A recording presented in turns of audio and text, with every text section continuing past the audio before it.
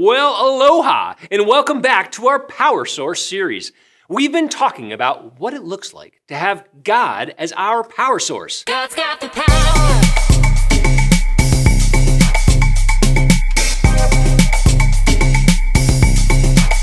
God's got the power. That is right. God does have the power. And today, we'll be talking about how God uses his power to give us blessings and how God is the source of all good things. In fact, a blessing is anything good that comes from God. It's a gift from God that never needs to be earned or worked for. Blessings can help us grow in our relationship with God and can sometimes even be shared with others around us. Sometimes, if it's a hot day or you've been running around getting all sweaty, you might think that a refreshing drink is a blessing to help you cool off. But I don't see any cups or glasses out here. Be right back. All right. Okay. All right, I found a cup. Well, actually, I found a bunch of cups. But I think that this will work just fine. Now, think about some of the things that God has blessed you with. Things like friends, a place to live, a relationship with Jesus, laughter, someone who takes care of us, small group leaders, and more. Do you think that God sometimes gives us more blessings than our own lives can even hold? Yes. And that means that blessings that God gives to us can actually flow into other people's lives as well. Now, this pitcher of liquid represents God's blessings. And this top cup represents me, or you, or someone else that God chooses to bless. Now, watch what happens.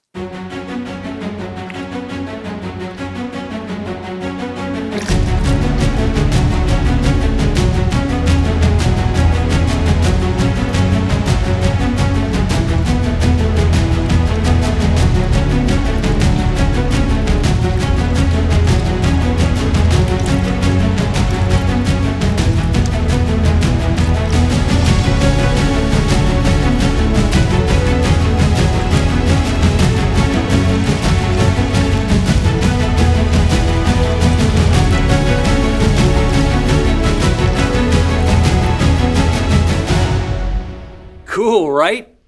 God is the source of all good things, and his blessings flow into our lives and even into the lives of the people around us. But hey, does anyone even know why God blesses us in the first place? Because he loves us. And today, we will take a look in the Bible at part of the life of a man named Solomon to see how God blessed his life. Watch this. Stories of the Bible. Solomon asks for wisdom. This is Solomon. Hey there! Solomon was the king of Israel after his father David. Solomon loved God, and God was with Solomon and made him very powerful. Oh, yeah! One night, God appeared to Solomon in a dream. Whoa! God said, "What do you want? Ask and I will give it to you." Solomon said, "You showed great and faithful love to David, my father, and now you have made me king in his place." But then Solomon said that he felt like a child who didn't know his way, and that there were so many people of Israel to lead. So Solomon asked God for wisdom. He asked for an understanding heart so that he could rule God's people well and know the difference between right and wrong. God was happy that Solomon asked for wisdom because it showed that his greatest desire was to help God's people. God said, "I will certainly give you the wisdom and knowledge you requested, but I will also give you wealth, riches, and fame, such as no other king has had before you or will ever have in the future." Whoa! Then Solomon woke up and realized it had been a dream. Huh! Wow! He went back to Jerusalem and made sacrifices to God. God did give all he said he would to Solomon. Solomon was known as a wise king and ruled God's people with wisdom for many years. Whoa! Did God bless King Solomon or what? He did. He did bless King Solomon. And how was that even possible? God's got the power.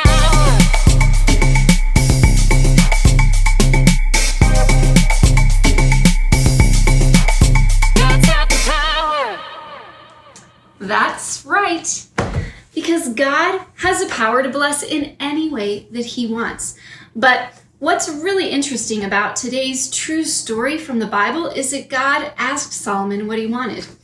Check it out in 1 Kings chapter 3 in the Old Testament part of the Bible.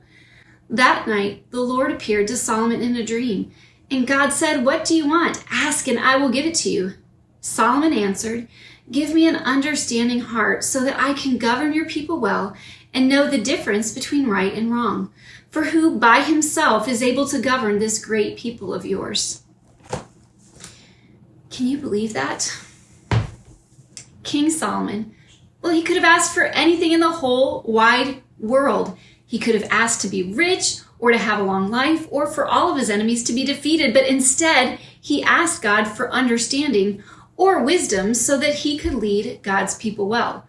Having wisdom is knowing the difference between what is right and what is wrong according to God and choosing to obey him.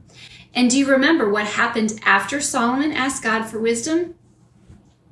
Well, God not only gave Solomon the wisdom that he asked for, but God said that he would give Solomon such a wise and understanding heart that there would never be anyone like him. On top of that, God promised to bless Solomon even more. Listen to what God said. "And I will also give you what you did not ask for, riches and fame. No other king in all the world will be compared to you for the rest of your life. And if you follow me and obey my decrees and my commands as your father David did, I will give you long life." Now, was Solomon perfect? No. There are parts of his true story where we can see that he made mistakes just like any other human.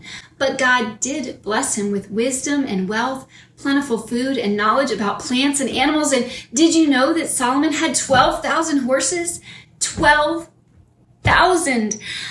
Goodness, I can't even imagine cleaning out those stalls. But it's God's power that made it possible for Solomon to experience God's blessing in his life. God is the source of all good things. Let's say that together.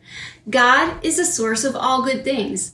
And do you think that Solomon's family and the people he wisely ruled over got to experience God's blessings through Solomon? I really think so. Like the liquid that overflowed those glasses earlier, God's blessings can overflow into the lives of his children and the lives of others. And remember, we can't do anything to make God love us more or less. We can't earn God's love or take the credit for working hard when God blesses us because it all flows out of his love for us. And all of God's blessings to us are possible because God's got the power.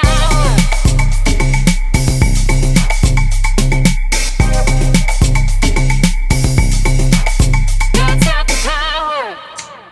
But hold up. Solomon asked for wisdom and got it. Can we ask for God's blessings? Can we ask for wisdom? Well, in James chapter 1, it says that we can ask God for wisdom and he will give it to us.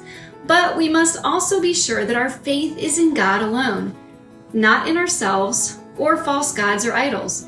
If you sometimes live your life for God, but then other times you live for yourself or the world, then James says that you can expect to get nothing from God. So step 1 is to believe in God and become his child by making Jesus the leader and forgiver of your life. After that, choose to obey God's commands and instructions in the Bible. As you live your life for him, remember that God is the source of all good things. So you can pray and ask God to bless you and trust that if it's part of his plan for your life, then it will happen. And when he blesses you, tell him thank you and look for ways to share those blessings with others. Now go ahead and say that bottom line with me again. God is the source of all good things. Our memory verse says, His divine power has given us everything we need for a godly life through our knowledge of Him who called us by His own glory and goodness. That's 2 Peter 1:3. Why is that important? Because it helps us remember that God's power is our source for the blessings He gives us and everything else. All right, bye guys. See you later.